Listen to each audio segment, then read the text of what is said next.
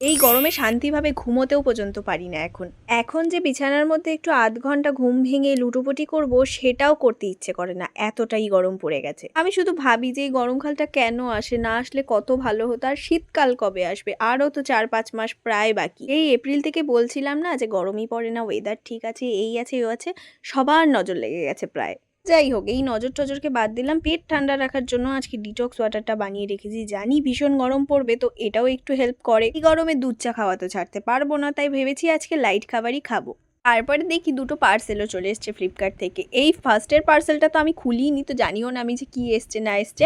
আর আরেকটা এসছে পারফিউম। আমার পারফিউম তো বিশাল ভীষণ, ভীষণ পছন্দের। এই হোক, পার্সেল-টার্সেল খুলে আমি তো টুকটাক আমার বাড়ির যা কাজ ছিল সেগুলো করছিলাম। আর এই ডিটক্স ওয়াটারটা ২-৩ ঘন্টা পরে বের করলাম। ৩ ঘন্টাও না, ২ ঘন্টা পরে। এমনিও তো আমি ভীষণ জল খাই, তো জল খাওয়া বাদ দিয়ে এই ডিটক্স ওয়াটারটাই খাচ্ছিলাম। ওই সেমই তো জিনিস, শুধু পেট-টেট ঠান্ডা রাখে, আরও অনেক কিছু যা উপকারিতা আছে আর কি। আজকে তো সূর্য মামা আমাদেরকে মানে পারলে বলিই দিয়ে দেবে, এরম অবস্থা। কি জানি কিসের এত রাগ বাবা।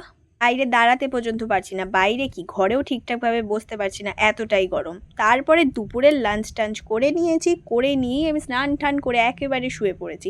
শুয়ে থাকতেও তো আমার প্রবলেম হচ্ছে, মানে ভীষণ গরম ভাই। হঠাৎ করে আমার নিজের লোভের জন্য আমি এই ফুচকাটা বাবার থেকে নিয়ে এসেছি। আমি জানি এই ফুচকা খেলে আমার কিছুক্ষণ পরে না কিছুক্ষণ পরে পেট ব্যথা বা কোনো প্রবলেম হবেই, কিন্তু ওই যে আমি যে নির্লজ্জ, আমি তো খাবোই। তারপরে খেয়ে ঠেয়েই আমি আবার আমার রুমে চলে আসলাম। জানলার পাশে বসেছিলাম যে একটু হাওয়া আসবে, কিন্তু হাওয়া না, গরম হাওয়া আসছিল।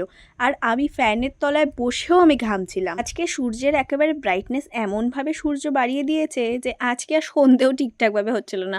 অবশ্যই এটা ঠিক যে গরমকালে তো দিন ভীষণ বড় থাকে, সেটাই আমি ভাবছিলাম যে কখন সন্ধে হবে, কিন্তু সন্ধে ওই যে হচ্ছেই না। একটু সন্ধে হওয়ার পরে হালকা হালকা রেহাই পেয়েছিলাম, তাও আজকে সেরকম হালকা রেহাইও পাচ্ছিলাম না, কিন্তু তাও আমি বাইরে এসে একটু ঢং ঢং করছিলাম। আমি শুধু সকাল থেকে আজকে এটাই ভেবে যাচ্ছিলাম যে ভাই এই গরমকালটা কেন আসলো আর কবে যাবে? গরমকাল না গেলেও বৃষ্টি দাও ভগবান, আর তোমার এই সূর্যের জ্বালা সহ্য করতে পারছি না।